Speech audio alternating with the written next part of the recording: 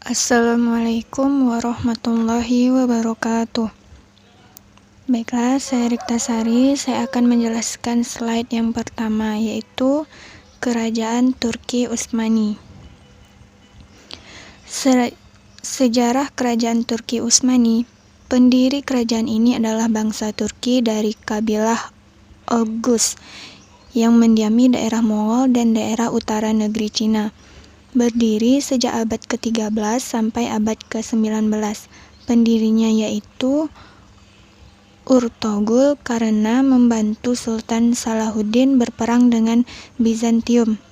Kemudian Urtogul diberi hadiah Turki. Setelah Urtogul meninggal, diganti oleh anaknya yaitu Utsman yang disebut sebagai pendiri kerajaan Turki Utsmani. Untuk Kesultanan Turki Utsmani ini terbagi menjadi beberapa periode. Periode yang pertama yaitu dimulai pada tahun 1299 sampai dengan 1402.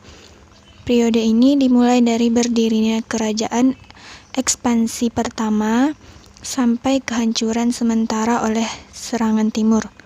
Sultan-sultannya sebagai berikut. Yang pertama Utsman I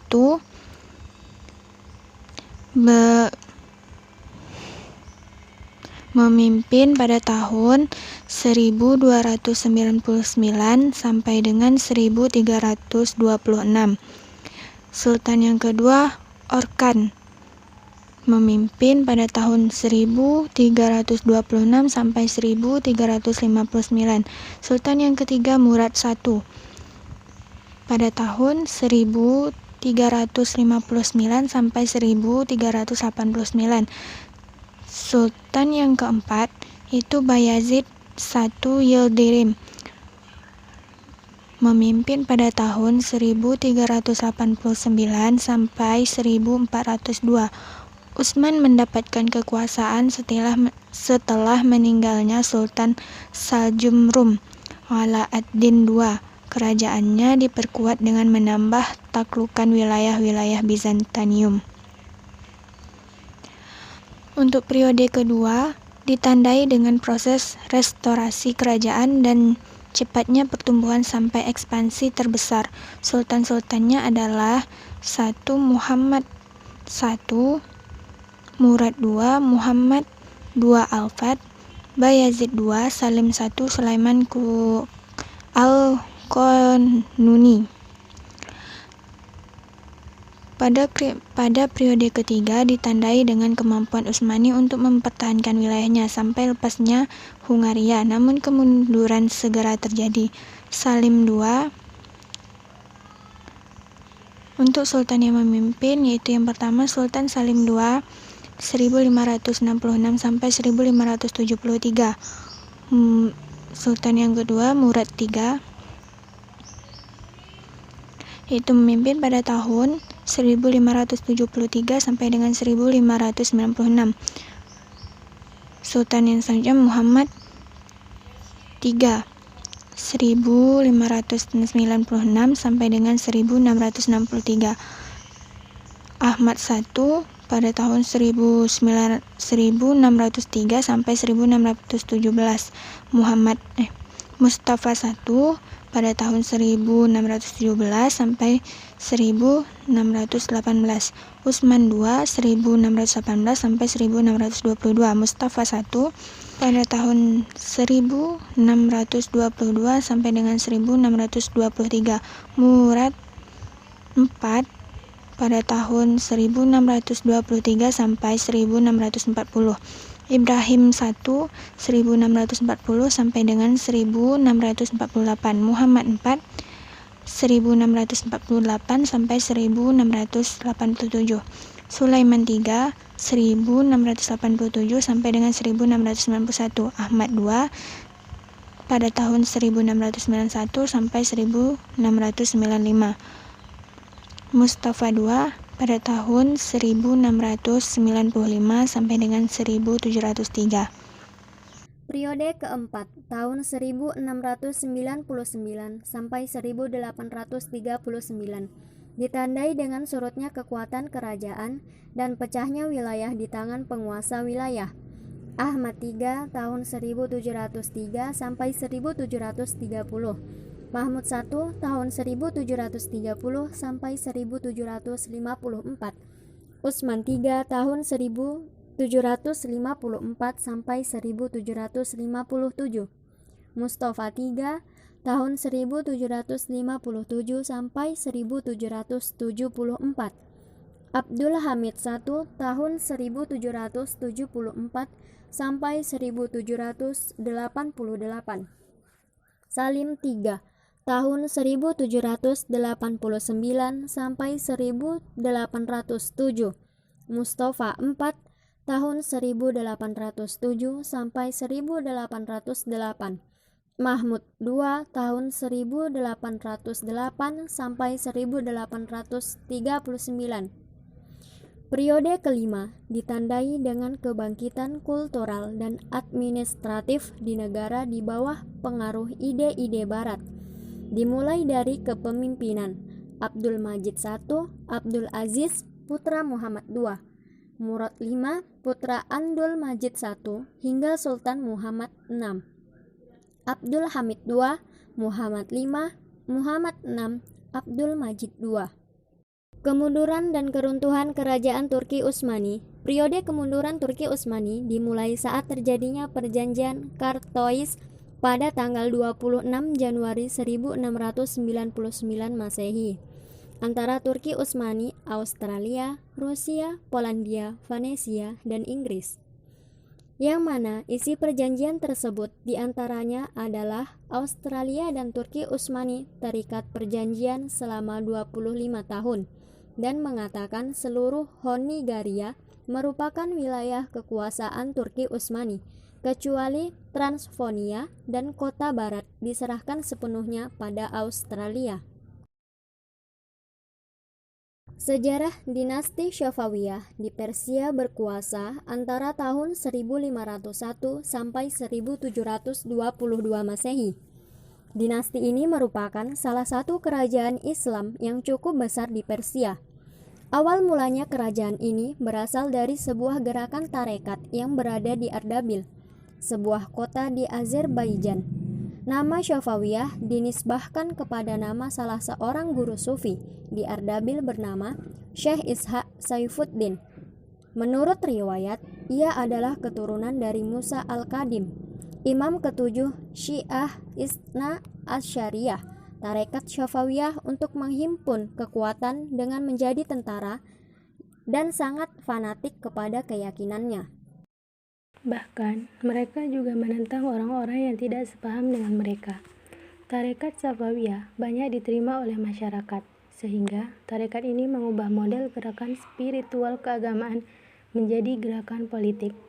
Hal ini mulai tampak ketika gerakan tarekat dipimpin oleh Junaid pada tahun 1447 sampai 1460 Masehi. Junaid memperluas kegiatan politik pada kegiatan keagamaan. Keterlibatan tarekat Safawiyah dalam perpolitikan yang semakin besar menghantarkan tarekat Safawiyah berhadapan dengan kekuatan besar yang berkuasa saat itu, yaitu Turki Utsmani. Dinasti Safawiyah perlahan-lahan mengalami kemajuan. Langkah yang ditempuh Abbas dalam memajukan dinasti Safawiyah diantaranya adalah 1. Berusaha menghilangkan dominasi Qidilbas atas dinasti Safawiyah dengan cara membentuk pasukan-pasukan baru yang anggotanya terdiri dari budak-budak yang berasal dari tawanan-tawanan bangsa Georgia, Armenia, dan Sirkasia yang ada sejak pemerintahan Tahmasp. 2. Mengadakan perjanjian damai dengan Turki Utsmani. Di samping itu, Abbas berjanji untuk tidak akan menghina 3 khalifah pertama dalam Islam, yaitu Abu Bakar, Umar bin Khattab, dan Utsman bin Affan, dalam khutbah-khutbah Jumat. Sebagai jaminan atas syarat-syarat tersebut, Abbas menyerahkan saudara sepupunya yaitu Haidar Mirza sebagai sandera di Istanbul. Kemajuan lain yang dicapai dinasti Safawiyah antara lain 1. Bidang ekonomi, 2. Bidang pendidikan, dan 3. Bidang pembangunan fisik, tata kota, dan seni. Kemunduran dan kehancuran Kerajaan Safawiyah. Kerajaan Safawiyah mengalami kemunduran pasca pemerintahan Abbas I. 6 sultan setelahnya tidak mampu untuk mempertahankan kemajuan yang sudah diraih oleh pendahulunya. Para sultan juga lemah dalam memimpin dan memiliki sifat buruk yang juga mempengaruhi jalannya pemerintahan. Sehingga kerajaan Safawiyah banyak mengalami kemunduran dan tidak mengalami perkembangan. Pada masa pemerintahan Nadir Khan, dinasti Safawiyah berhasil ditaklukkan oleh dinasti Qasar. Maka berakhirlah kekuasaan dinasti Safawiyah di Persia. Kerajaan Mughal di India. Sejarah kerajaan ini didirikan oleh keturunan Mongol, Babur pada 1526. Kata Mughal adalah versi Indonesia Aryan dari Mongol. Dinasti Mughal berdiri tegak selama kurang lebih 3 abad, yaitu dari tahun 1526 sampai dengan 1858 Masehi di India. Banyak pembesar kerajaan Mongol yang memeluk agama Islam. Dinasti Changtai yaitu dari 1227 sampai 1369 Masehi yang didirikan oleh putra Genghis Khan. Changtai merupakan cikal bakal kerajaan Mughal di India karena Babur adalah keturunan Raja Changtai. Dinasti Ilkhan itu dari 1256 sampai 1335 Masehi yang didirikan oleh cucu Genghis Khan, Raja ke-7. Ghazan juga seorang muslim dan pada masanya Ilkhan mencapai kejayaan. Masa kejayaan kerajaan Mughal pada saat dipimpin oleh Raja Akbar Khan. Sistem pemerintahan Akbar adalah militeristik. Akbar berhasil memperluas wilayah sampai Kashmir dan Gujarat. Penjabatnya diwajibkan mengikuti latihan militer. Politik Akbar yang sangat terkenal dan berhasil menyatukan rakyatnya adalah Suhul Kul atau toleransi universal yang memandang sama semua derajat. Akbar menciptakan din ilahi yang menjadikan semua agama menjadi satu demi stabilitas antara Hindu dan Islam.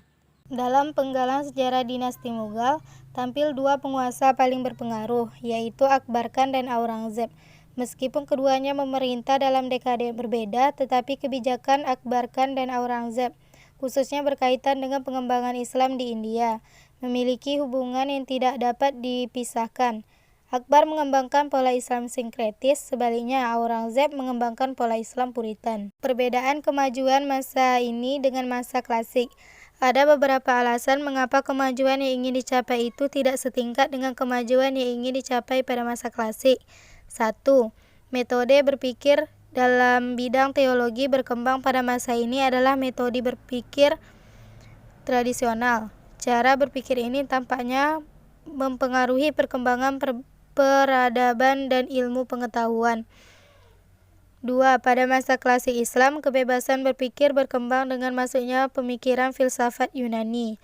3. Al-Ghazali bukan hanya menyerang pemikiran filsafat pada masanya, tetapi juga menghidupkan ajaran tasawuf dalam Islam. 4. Sarana-sarana untuk pengembangan ilmu pengetahuan dan pemikiran yang disediakan pada masa klasik seperti perpustakaan dan karya-karya ilmiah, baik yang diterjemahkan dari bahasa Yunani, Persia, India, Syria maupun bahasa lainnya, banyak menghancur dan hilang akibat serangan bangsa Mongol ke beberapa pusat peradaban dan kebudayaan Islam. 5. Kekuasaan Islam pada masa 3 kerajaan besar dipegang oleh bangsa-bangsa Turki dan Mongol yang lebih dikenal sebagai bangsa yang suka perang ketimbang bangsa yang suka ilmu. Yang terakhir, 6. Pusat-pusat kekuasaan Islam pada masa ini tidak berada di wilayah Arab dan tidak pula oleh bangsa Arab.